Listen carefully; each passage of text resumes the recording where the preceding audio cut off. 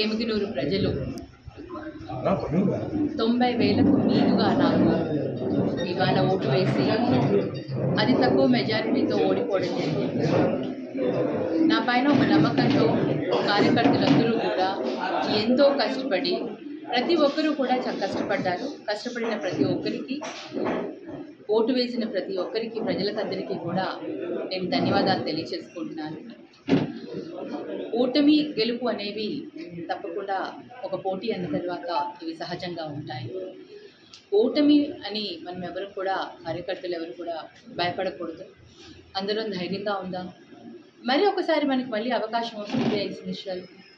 అప్పుడు అందరం కూడా మనం ఇదే ధైర్యంతో ముందుకు వెళ్తే, ఇలాగే మనం చాలా స్ట్రాంగ్గా ముందుకు ఉంటే, మనం ప్రజల కోసం ఏం చెయ్యాలి, ప్రజలకు ఏ విధంగా మనం అందుబాటులో ఉండాలి అనేది ఒకటి.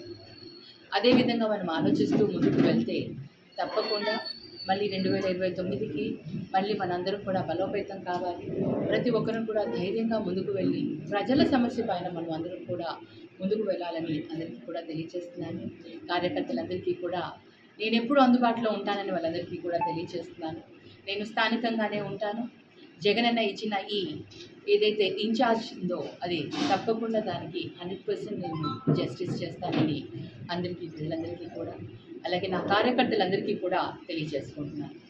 ఈరోజు ఏదైతే మనకు పబ్లిక్ అంటే ప్రజలు ఏదైతే మనకి ఏదైతే తీర్పు ఇచ్చారో దానికి కట్టుబడి ఉండాలి.